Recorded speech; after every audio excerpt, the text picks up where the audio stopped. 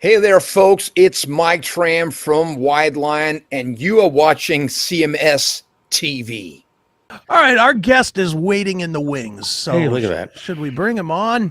Of course we should. Well, let's do this. Let's give people just the slightest little taste of what our guest will be doing Friday and Saturday over at the Funny Stop in Cuyahoga Falls. I hope I am going to see some of you guys out there on over the weekend. So let's check out a little bit of Jim Florentine, and then we'll bring Jim on here in a second. So hang tight. I masturbated this morning to the new issue of Playboy magazine. Love it. The guy at the newsstand got pretty pissed off. But hey, that's my time, you guys. I hope you enjoy the show. Enjoy the rest of the show. I'm Don Jameson. Take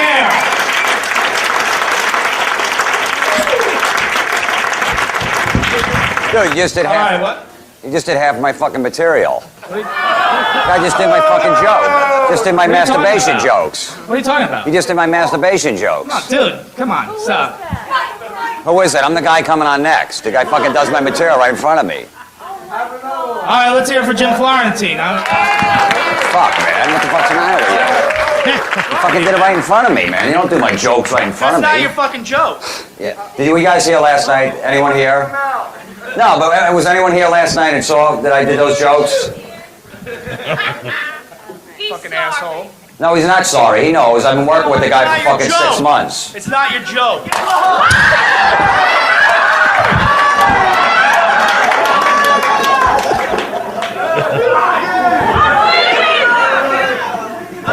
Fuck him. Let him sit there. Fuck him. How you guys doing?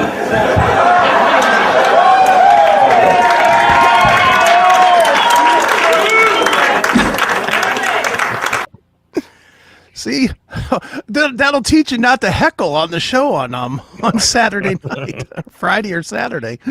Well, here to talk all about this weekend is the one and the only Mr. Jim Florentine.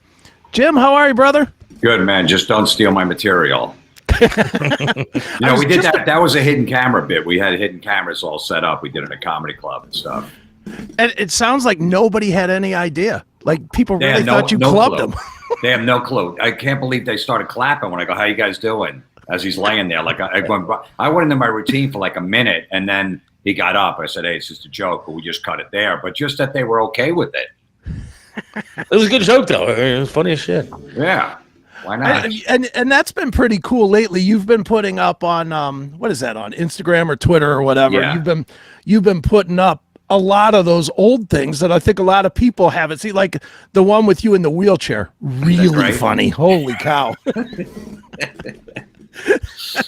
We try to make fun of cripples now. Is that what we're doing? He basically pushed me off the stage into the crowd in my wheelchair. I was a comedian up there trying to tell jokes and telling the worst jokes. He's like, boy, are my legs tired. Meanwhile, he's in a wheelchair. Yeah.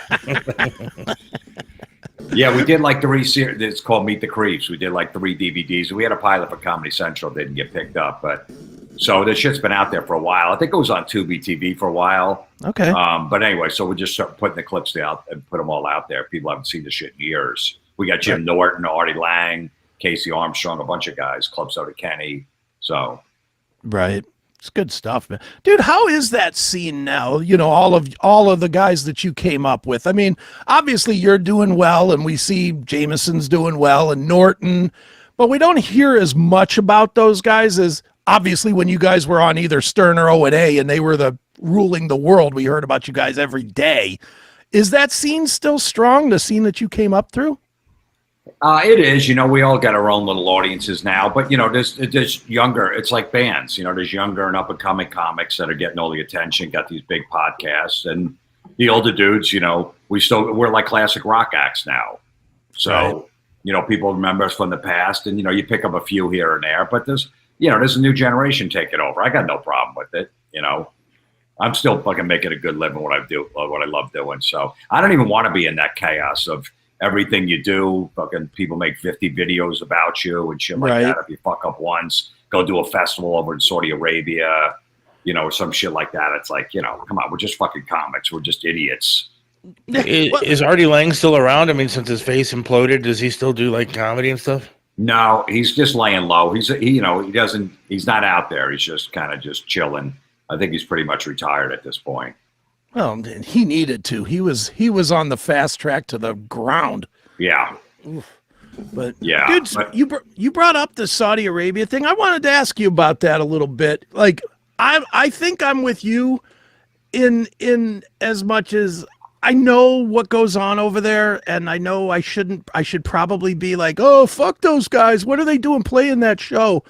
But in my head, I'm like, you know what? If somebody's going to throw a bag of money at me to tell jokes, the same people that are bitching about the comedians going over there are doing it while they're wearing Nike shoes that were made for 2 cents an hour. And again, I'm not trying to justify it as much as I'm just trying to say, this is your career, man. You get one time to go around, and if somebody's going to offer you 25 times what you normally make to go over there and tell some dick jokes.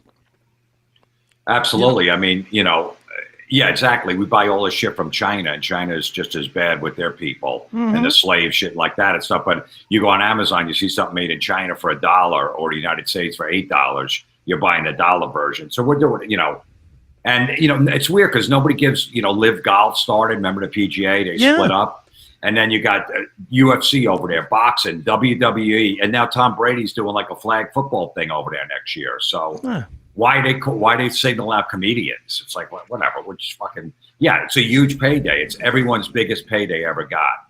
Is it difficult? Is it a different kind of audience? You have to tell different kind of jokes in front of people like that. Do they get offended over there easier or worse or anything? I don't know. Because I think it was just they all know everybody. They watch the podcast. They watch the shit on YouTube, so they pretty much get it. I think they just told them the government said don't make fun of our government or religion, any religion. No. So I know I've seen a bunch of people, our mutual friend Anthony Cumia being one of them, saying that anybody that goes over there and performs loses the right to criticize other people's decisions on what they do because of it's a known slave thing and this and that, the slavery that goes on over there. Do you agree with that, or do you think that that's putting way too much political bullshit onto something that really shouldn't have it? Yeah, I think that's a little extreme. It's like, whatever. Everyone just went there for the payday. We know why they went. And the comics never thought they were going to get this backlash because, like I said, everything else is going over there. They're paying like astronomical fees to bring wrestling and everything else. At first, remember, you're a big WWE fan, right? Remember when they first went over there, they couldn't have any girl wrestlers, right? I remember watching with my kid. And then they started bringing the female wrestlers over there too. Yeah, and it's a weird thing, and I don't know where I stand on it really. I mean, I personally am like, dude, if somebody wanted me to do a podcast in a 10,000-pound pile of shit, believe me, I'm digging in and doing it because if they're gonna pay me $1 million where I usually make nothing, yes, I'm doing it. I don't care. Let me tell you a joke. That would be me. I don't give a shit. No, it's like, imagine if like Quiet Riot, like the Saudis love Quiet Riot. They go, hey, we want you to do a private party for 50 of us, and we're going to pay you fucking $5 million. Yeah. Every band would go over there and do that. Oh, yeah. Yeah, and I'd imagine that's an untapped market that's about to get tapped. As it dies here in the States, you're going to see a lot of 80s bands. You're going to see, hey, it's the big Trickster show here in Riyadh or whatever. It's coming. It's going to happen. Yeah. I would have sex with Chris on stage for half of that kind of money. No, you wouldn't. How much money would you do it if you guys were just in his bedroom? Just in his bed? Yeah. How much? Would you do it for free, Seth? Free? Yeah. No, I need something out of the deal. Look. $500 and some KFC or something like that, but something. Did you say KFC or KY? Would you let Chris jerk you off for $10,000? Absolutely. You would. Hell yes. Yeah. Right now. But you have to look him in the eye when he's doing it. Look, I am short of cash at this point in my life. You see what the kind of numbers I get from my podcast. I mean, fuck, I would for half that he could jerk me off. I'll give you $5,000 more if you. I'll give you $5,000 more if you lick my hand clean. Hey man, I got no pride, no shame in this game. Damn. Good for you. I'm about money, man. I'm about nothing else in life other than making a couple of bucks. I am a whore, and I am proud of it. What's up, everybody? Joshua Toomey here. And if you are coming out to a Primer 55 show, make sure to get yourself a stage-played bass, something like this. I will play Introduction to Mayhem in its entirety. And then after the show, sign the bass, take a photo with you, give you a nice Talk to Me pic, sign it, all that good stuff, and hand it right to you. So if you want a piece of nu metal history, make sure to reach out, hit up my DMs, slide in on Instagram, Facebook, or hit me up, talktometalk@gmail.com, and we'll give you the details. So make sure to check us out. Get yourself a stage-played bass, and I will see you soon. The ultimate hub for metal talk is classicmetalshow.locals.com. Get free episodes, social commentary, and VIP exclusive content. It's our online home. That's classicmetalshow.locals.com. Howard should have had I'd let you him on. lick the stump of my leg for less money than that. Howard Stern would have gotten away way cheaper than he got with Scott the Engineer back in the day when he tried to do that, fucking him in the ass with. Remember that bit that he tried to do it for $250,000 or whatever it was? Lexington Steele was going to fuck him in the ass that was packing like 14 inches. Yeah. A gay porn star. Seth would have done it for a steak and a 50. Too funny. Guys got to eat. I get it. Well, dude, what are we going to see on Friday and Saturday, man? You're obviously back in the area. Pretty quick turnaround. I'm surprised you're back so quick. Yeah, I usually do these. You can't go to Cleveland or any part of Ohio or anywhere like in the summertime. Nobody's coming to shows. Everybody's in the outdoor cafes and shit. So I usually do it in the fall. Yeah, it always winds up. I do like Cleveland in September, and this place I always do the Funny Stop in October. So, they're like 50 minutes away. So I don't know if it's the same crowd. Usually the people from Cleveland not driving all the way to Cuyahoga Falls and vice versa. So it's not that far. It's not that far. I'm going to be honest. I like the Funny Stop a ton better than I do like Hilarities and whatnot. I know Hilarities is a nicer room per se, but man, getting in and out of that place and, there's no parking anywhere. And people don't like going downtown. It's not safe down there. And so, Funny Stop's, they got a good reputation out there. So no free parking. It's easy. I like it. It's like a sleazy, like old school B room, like comedy room. Sure. Which I love. That's what you want. People sitting right on top of you, old school, big stage and shit like that. So I've been going there for years. I remember last time Chris and I were down there, we went and saw Dave Landau. And walking down the hall, I remember seeing just pictures after picture of Don Jameson coming to town. There's just little posters of Don Jameson's face everywhere. It was pretty funny. It's a good place. Yeah, he does it a couple times a year. I stick with like once a year. I don't know what's going to happen with the club. The owner, Pete, died. Yeah, he died, but he died I was going to say he died a while ago. They're not in trouble, are they? No, but Pete was the one pretty much running it, so now the family's running. I don't know how long they want to run it for. Right. It seems like that at some point they want to get out because it's just weird without Pete there. Pete was such a legend. The guy who owned the club was great. Dude, if Pete did nothing else right in that club, his intro was classic. Because you never knew what he was saying. He'd be like, you're like, it's great because Joe Howard's on the show. You guys had Joe on. So what Joe would host, and this happened every time. So Pete would do the announcement from the back, talking 100 miles an hour. He couldn't explain him. And Joe would get on stage and go, what the fuck was that? And then Pete would be on the mic in the DJ booth in the back. Fuck you! That's hilarious. Yeah. Well, dude, I do have to throw a little barb of criticism at you. You absolutely made me more depressed than I needed to be by telling me that there was a second Ozzy documentary out. Dude, these things are brutal to watch. There's one for people that don't know, there's two of them. There's one on YouTube and there's one on, what's the other one? Paramount Plus, I think. Jesus, there's not a happy minute in those 3 hours of watching. It is the most depressing Ozzy thing I think I've ever experienced.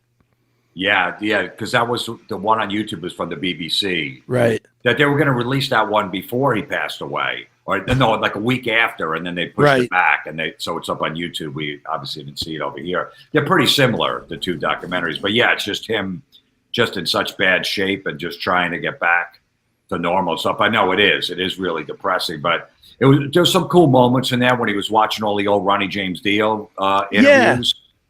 And stuff like that. He said something like, the only time I ever met him, I tried to stab him with a fork. Yeah. Because they hated each other and stuff. And he's like, I feel bad for him and stuff. And no, I know it is. But I had to watch him. I didn't read the book yet. I didn't even get the book yet. I'm getting it tomorrow. Very cool. But I know it's going to be pretty similar to that, too. I know it's really sad just seeing that guy in that shape. And, I mean, for him to do 7 years of that shit, like, to just get up on stage to perform that one more time. I mean, I don't know if I could have went through that. Sure. Well, I mean, you actually, talked to him at that show, right? You ran into him at the Back to the Beginning. What was, did you come away from it and be like, oh my God, man, he's almost gone? Or did you feel like he was strong? He was all there mentally, but when me and Jim Norton saw him, we're like, man, this is the last time we're ever going to see him. We didn't think it was going to be 2 weeks after. But, if you saw the video, remember, because we were there right when the video's out there, Kelly and Sid from Slipknot. Sure. Sid's asking to marry her. We were right. That happened right before we said hello to him all of a sudden. All right, can everyone quiet down? And then we just moved back. Norton's actually in the video a little. But, how funny was it? Sid's pouring his heart out. Kelly, I want to spend the rest of your life. And then Ozzy's like, you ain't marrying my fucking daughter. Just the whole room started laughing. He still had that wicked sense of humor. Sure. I have a question for you, Jim. Since you're a famous guy, people know you, and you probably tell a lot of jokes that offend people and shit like that. Have you ever had? I'm going through some stupid crap myself, but so I'm kind of curious what you've gone through. Have you ever gone through somebody wanting to threaten you, people trying to hurt you, follow you, anything like that? People that are obsessed or do anything kind of weird? No, not to that extent. People will walk out and they'll put on the comment cards because comedy clubs have comment cards. I didn't like that comedian. They'll put a Yelp review, say, But nothing personal? Or nothing really. I'll get some hate mail like you were disgusting. I can't believe you said that shit on stage. I'm like, whatever, just delete it. But no, I never got to that point. Why? Is that what's going on with you?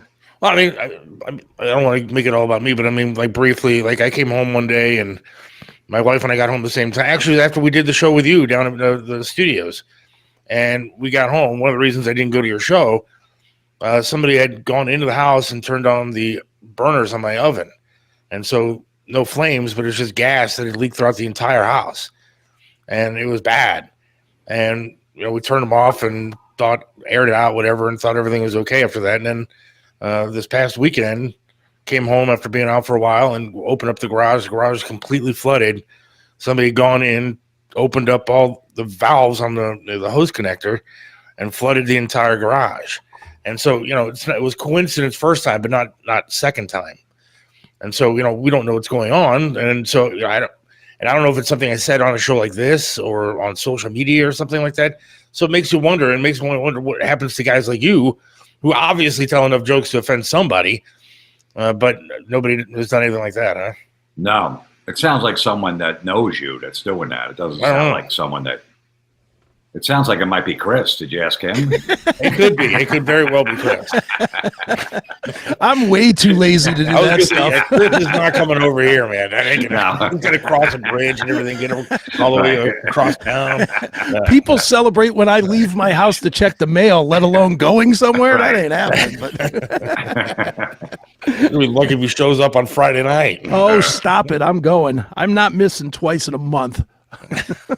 You coming, Seth, to the show? Yeah, I'm going to try. Everything that's happened was happening on a Friday night, so I'm worried about leaving the house. But yeah, that's the plan. Me and my wife coming out there because we want to see you. Yeah, it'd be great if you guys could make it. Yeah, Joe Howard's on the show, and I'm not sure who else, but it'll be a good time. Fuck Joe Howard. I'm kidding. I love that guy. He's hysterical. Get ready. The Classic Metal Show is live every Saturday from 9 p.m. to 3 a.m. Eastern. It's always uncensored. Watch on CMS TV, Rumble, Odyssey, or X. Tune in, friends. It's Chris Aiken Presents, live on Tuesdays at 8 p.m. Eastern. Join Chris Aiken and Eric Ferentinos. Catch the show live on Rumble, YouTube, X, Odyssey, or CMS TV. Well, dude, moving forward here, and this is, I could ask you this off air, but I'm gonna put it back in your head here. In the next month, I'm hoping I'm gonna see you at my pinball place. I'm gonna go in November. Yeah, November. I think whenever it is that you're in Imperial, Pennsylvania, that's literally, you could probably throw a rock out your hotel room and hit my place. So it's right there. I'm doing a show in Pittsburgh the night before, and I'll stay over, so I'll have time during the day. I'll definitely go by there. Yeah. All right. Yeah, because Get the fuck out of here. Wait a second. You're gonna go to a fucking pinball place and bullshit nowhere, PA, and you didn't go to the Superman thing downtown Cleveland? He's going to some pinball, cool. you know, the old school. Yeah, I've been to the arcade. What was I in? Like San Jose, I went to one out there with my kid and shit like that. I don't mind that. They have one in Asbury Park near my house too. Old school pinball machines. You go in there and just fuck around. And yeah, I love it. I'm saying, but you didn't go to the Superman museum thing that we have in downtown Cleveland. Because I'm not a fucking nerd. That's why. And Superman's not real. I understand. Well, teach his own. You know those people on the pinball machines, but Yeah, but it's just like it brings you back to when you were a kid. I love you it. Played pinball and shit like that's something you did. You hung out in an arcade. You hopefully fucking girls would come in there and shit. Well, they're nerdy kids too. But Chris's place is actually very cool. Yeah, you got to check that out. Yeah, you're not going to believe how big it is, man. You really? It's. I mean, there's 420 machines on the floor that you can play. Damn. I mean, it's an old Target with no space in it. It's all games. Wow. It is packed to the and any game you could think of is there. No, you don't even have to say, well, what about this or what about that? I'll just go ahead and say it. It's there. I used to spend hours playing pinball. We'd shovel driveways and take all that money and just go fucking play pinball. Hell yeah. I love it because it's got the old school video games that I used to play as a kid too, man. Yep. A lot of that, like I can smell the pizza parlors in New York City when I would go play as a kid, and it's cool. It's fun. Yeah, no question. So, what are you listening to these days, man? Anything good? Nothing. I still, I don't get it. I don't search out new music, so I don't know. I've been just going back and I listen to old Sabbath stuff. Mm-hmm. Still, go back to like really obscure stuff. I'll find some old Sabbath like shit from when they were still called Earth on YouTube. Sure. And shit like that. So I'm listening to that. I'm just fucking listening to Bill Ward. I'm trying to get my son. I was just playing my son some old Sabbath. He's like, every song has 2 songs in one. It goes from one. I know. I'm like, yeah. I go, Metallica did that later. You see, like Master of Puppets. Like, yeah, they do, kind of the same thing with that. Like, yeah, Sabbath started that stuff. Absolutely. So, there's nothing really I don't really seek it out, so I don't know. Yeah. No, there's not. It's a tough time right now, and end of the year. It's everybody's put out what they're going to put out. Yeah. I mean, the only good thing that I could think of in the last 2 months has been that Testament record, which I think you don't listen to stuff that heavy, do you? No, I do, but I've never really got into Testament that much. I like the new Hailstorm record's pretty good. Yeah, it's pretty solid. Yeah, I've been listening to that, and but yeah, I never was a big fan of Testament. I love them. Oh. See, I'm liking some of the new music that's coming out, and I haven't heard a lot of good rock music coming out. And maybe you call me a pussy, which I probably am, and I'm a nerd because I like Superman. But I like that ghost stuff that's out there, and some of that Sleep Token music isn't too bad. I know it's not heavy metal kind of music, but I mean, it's nice to see some new rock actually gaining some traction. Dude, if that can get young people in the rock and hard rock, I'm all for it. Ghost is selling out arenas, and Sleep Token is huge too. My 15-year-old niece last year was wearing a Ghost hoodie, and I remember I go, "What? Like, you like that band? Where'd you get that?" She goes, "Oh no, I love them. Me and my friends love them." Like, holy shit! So it's good because then they'll discover other metal. Like Dane Cook that did that with comedy. Mm-hmm. Like he got this new generation of young people in the comedy. They're like, "Oh, I love Dane Cook," and then all of a sudden they discovered other comics from it. So I think that's what's going to happen with bands like Ghost and Sleep Token. Yeah, I didn't think he was funny though. That's the problem. Yeah, I know, but I remember my 14-year-old nephew didn't give a fuck that I did comedy. He's like, "You know Dane Cook?" I go, "Yeah." He's like, "Oh my God, me and my friends think he's so funny." Cut to 2 years later, to come in to see my shows, and that's how they get into comedy. So, yeah, whatever brings them in, right? Yeah. Is there any good new comics out there? Because I scour like Netflix and all that kind of crap to see specials and YouTube and see if there's anybody good out there. And I haven't really seen a whole lot of really good new comedians. I don't know, but there's a guy called Brian Holtzman. Okay. Check him out. It's just uncomfortable. He's screaming up there. He's an older guy. He's been around for a while and stuff like that. He's really starting to come on now, like this, just starting to discover Brian Holtzman, his name is.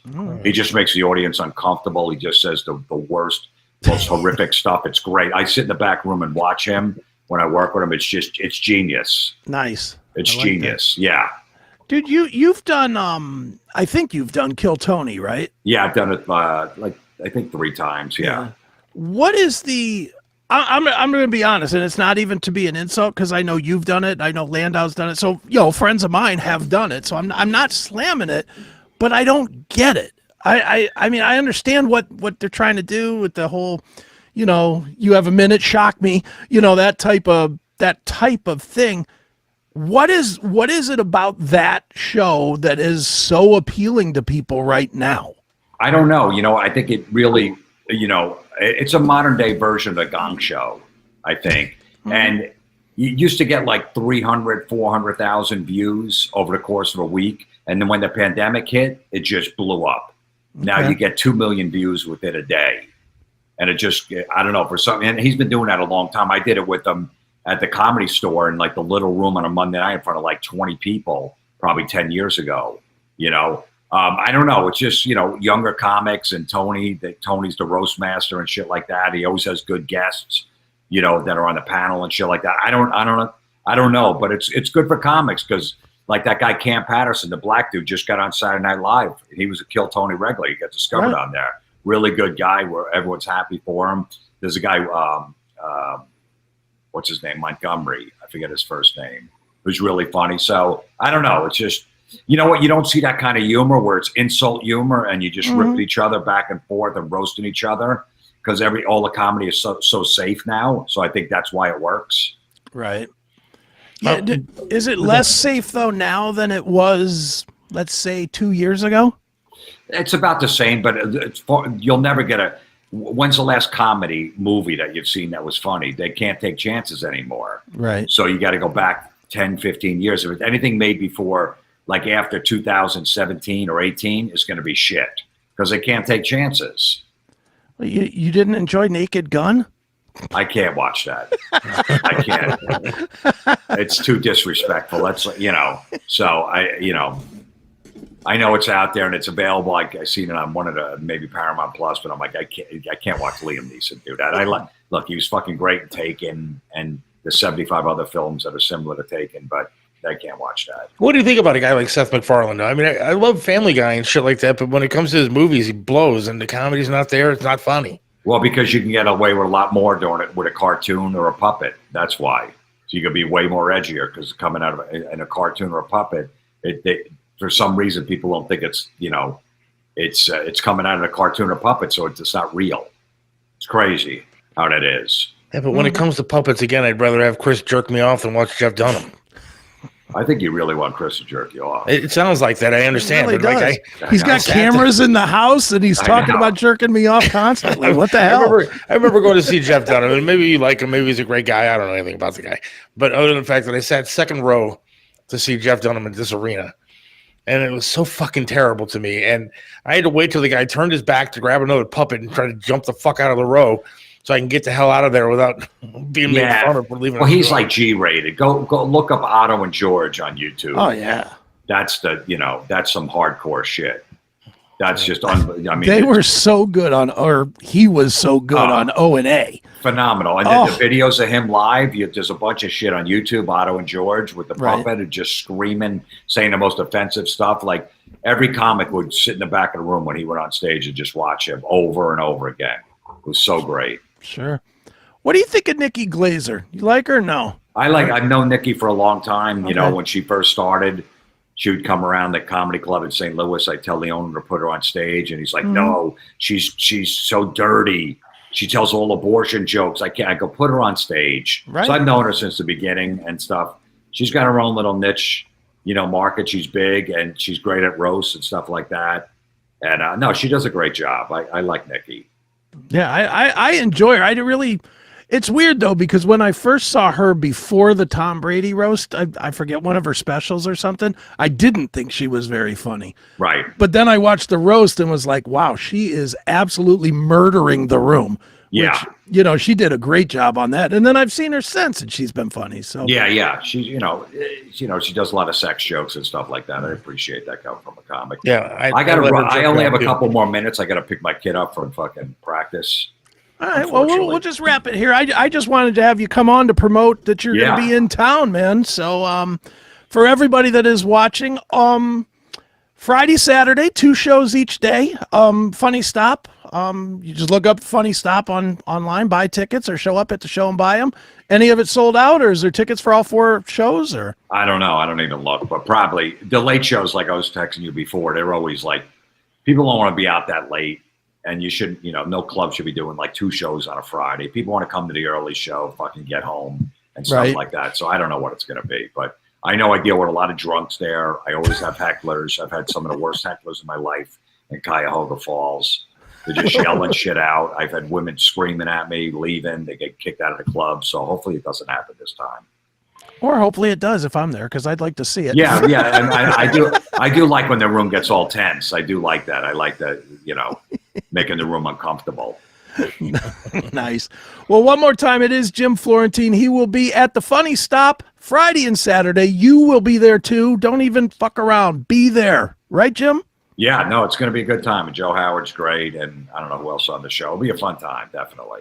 Absolutely. Thanks, all right, Jim. brother. Well, go get your kid, and we will see you on Friday. Yeah, let me know what you guys need. I'll hook you guys up with tickets. It'll be a fun time. Man. It'll be good to hang. All right. Thank you, brother. Thanks, man. All right, man. See you later.